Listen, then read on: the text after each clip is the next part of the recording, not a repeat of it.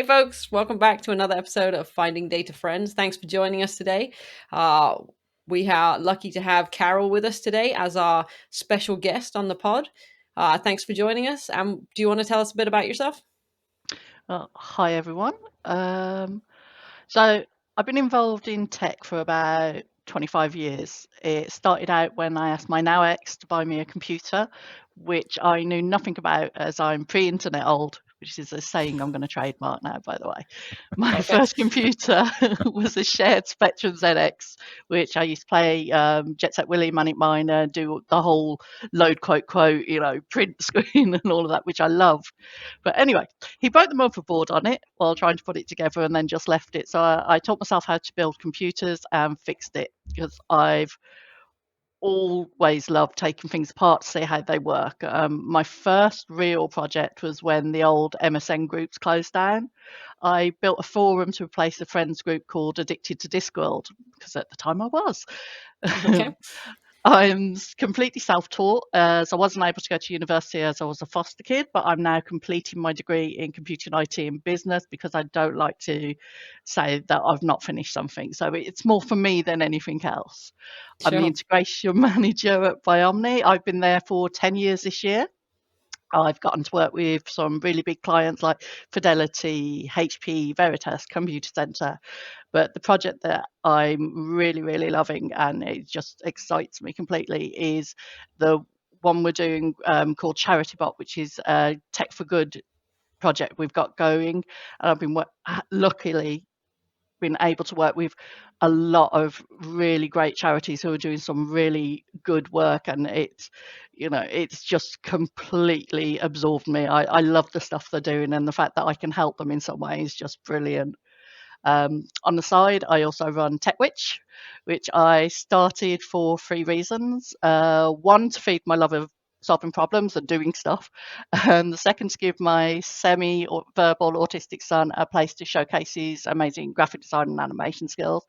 And the third one was for my 15-year-old autistic LGBT daughter who told me she wanted to be a developer. And I just wanted to do something that could help her journey into that field be easier than it can be for females, LGBT, or any minority, and so Yeah, on. totally.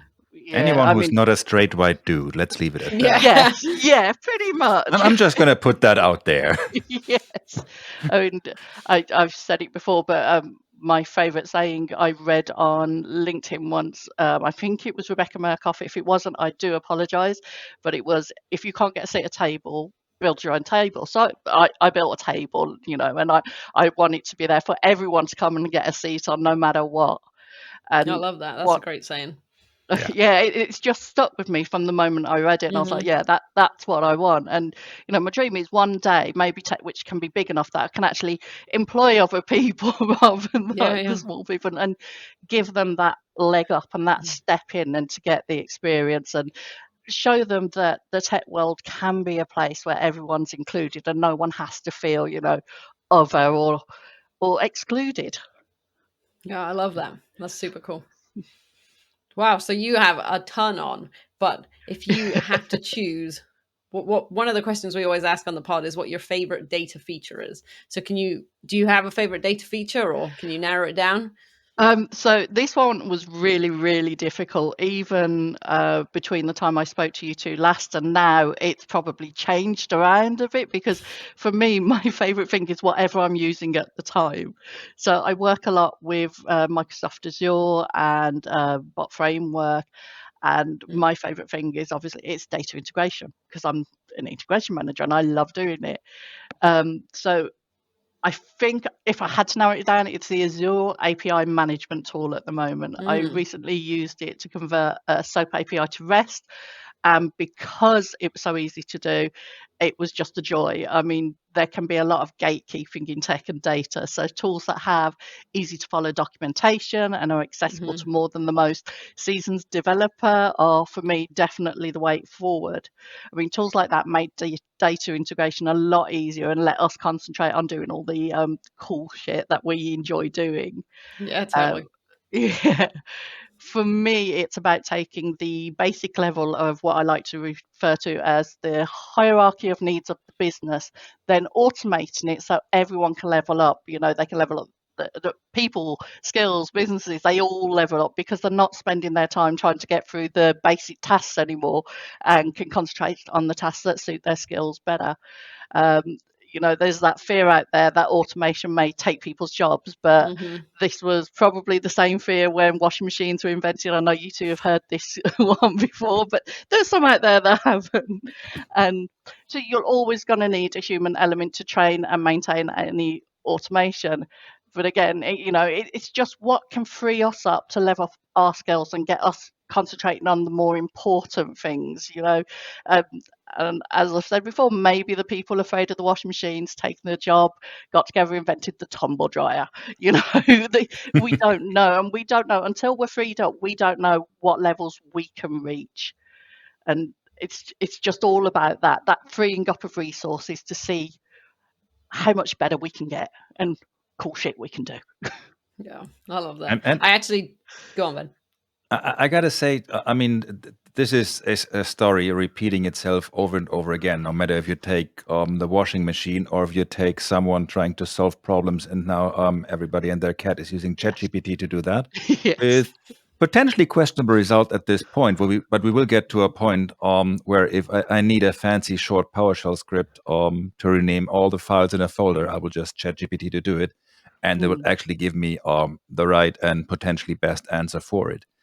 And all that means, if anybody assuming today, whatever they do today, they can just keep doing that for the next 50 years, that's not true. But also, that's not why we're in tech. If you're in tech just to keep doing what you've been doing for the past 50 years, spoiler alert, you're doing it wrong.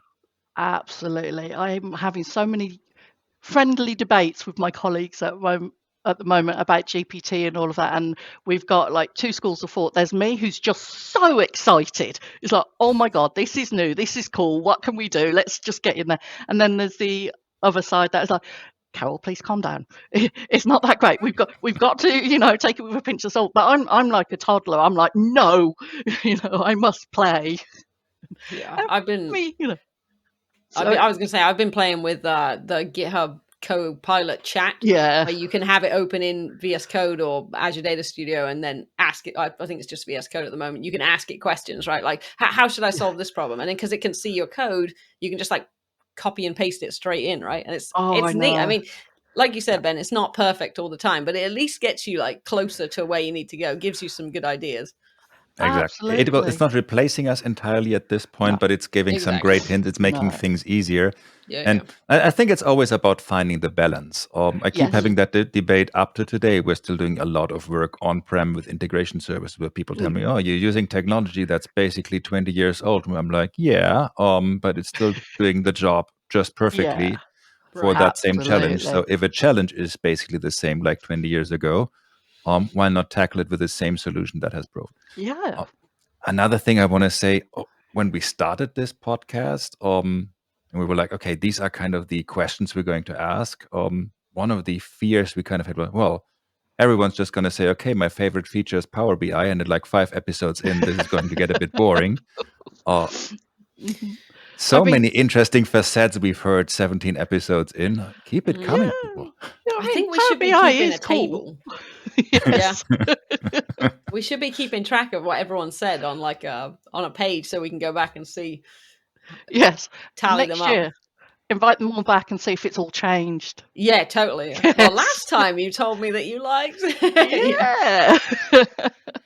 That would be awesome. I mean, for me, it will have changed at least 20 times. It's whatever new thing they give me to play with, I'm like, yay. Yep. My CEO at McNally, whenever he asks me, oh, what are you doing? He always says, are you having fun? And I'm like, yes, because he knows I'm the sort, if I'm not enjoying it, I'm not doing it. I'm like, no.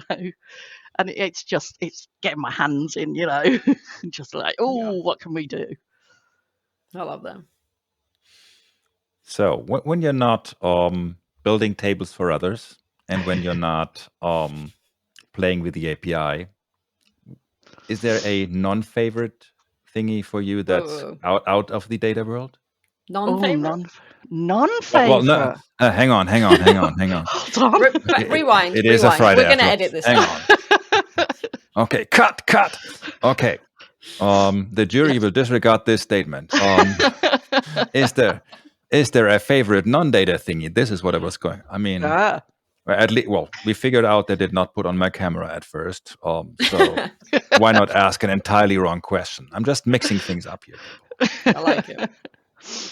Oh, yeah, again, I think this one was even more difficult to like narrow down to one favorite thing. I looked around my house, my bedroom, and I just see all of these remnants of things that are my favorite thing at that moment. I mean, if you could see over there, I've got my wood burning tools upstairs. I've got half-finished doll houses. I've got my amaguri. Oh, I was at SITS a couple of weeks ago, as you two know, and I was working with one of our partners, and they do this thing called Make a Difference Day. And they've just done it. They picked up 10,000 pieces of litter to raise money for charity. And they mentioned, the next one we're doing is a run. We're going to do 4 miles every 4 hours from Friday to Sunday. And I'm like, oh, okay. Yeah, I'll do it. And I've never run in my life. So I'm like, okay. So Just a small challenge. Yeah, I'll do it. I probably can't do all the runs, but I'll do one because I've never even run from a wolf. To be fair, if it was a wolf, I'd run towards it because it's a wolf.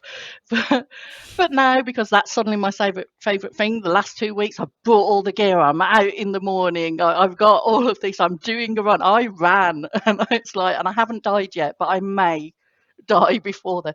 But it's like that for me, and it even with running for me, it was like working out the puzzles. The first time I ran, my calves hurt, my knees hurt, my hamstrings hurt. And I'm like, okay, so how do I stop those from hurting?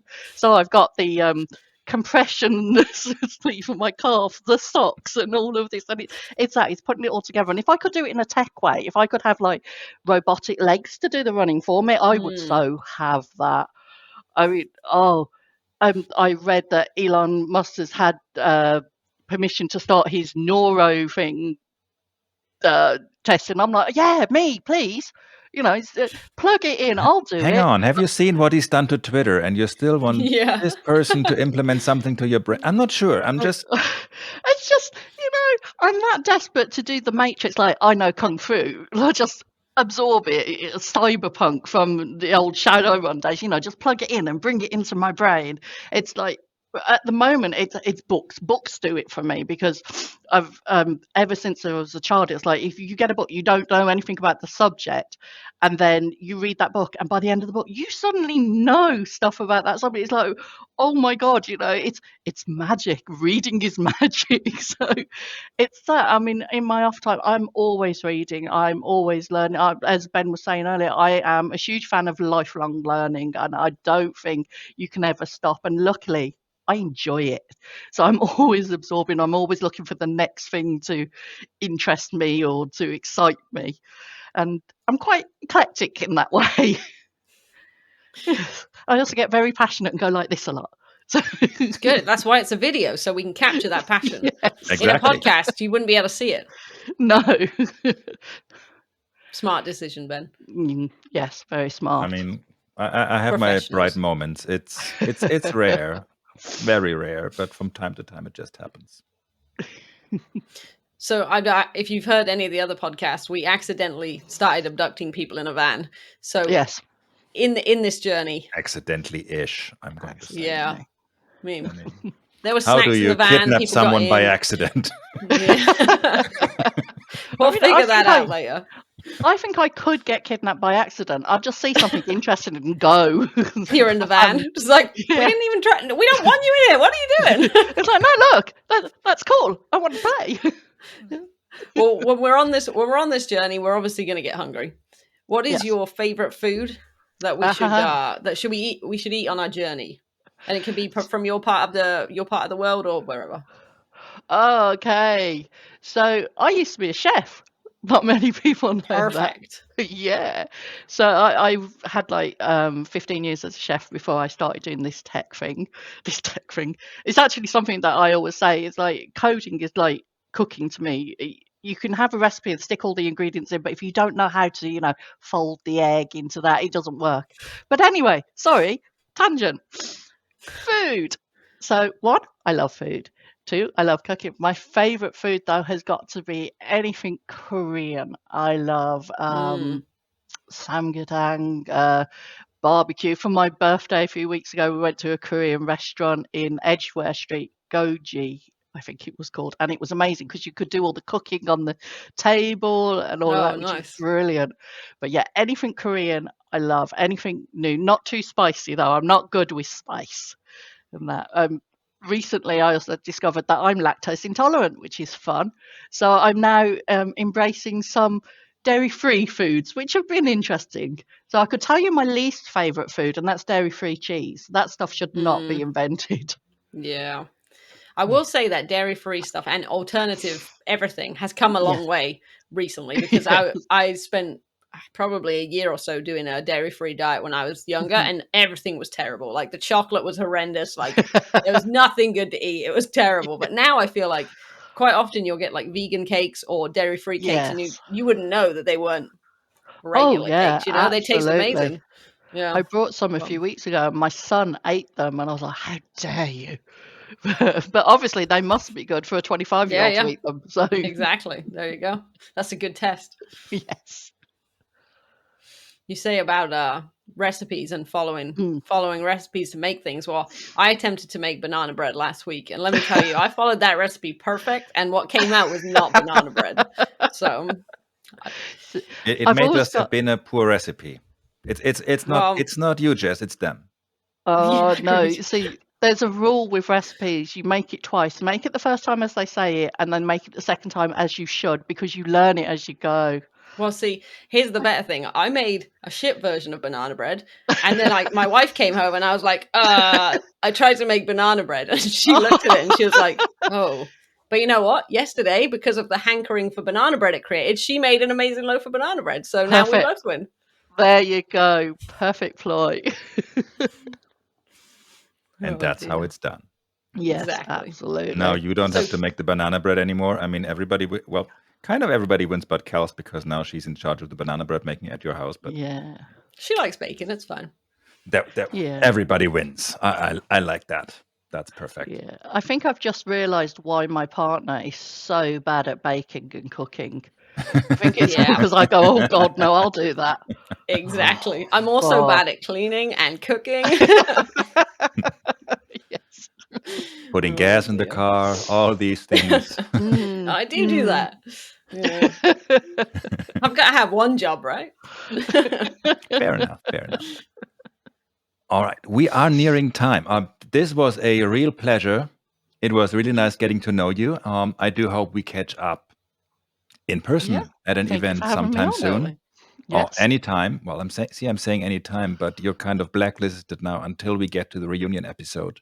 I'll be looking out for the kidnapping van, or just diving into vans generally. We should probably clarify.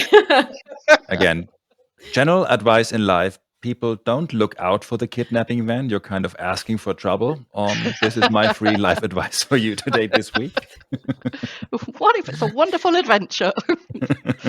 Yes. That's one way to look at it, right? Don't listen to me. Yes. A couple of years ago, it was like, don't go towards the light. Now it's just do not actively go into the kidnapping van. So. Oh dear. And with that, thank you so much again. Thank you everyone for listening. Thank you, Jess, for another fun episode. And we'll see you all next week. See you later. Thank you. Bye. Bye.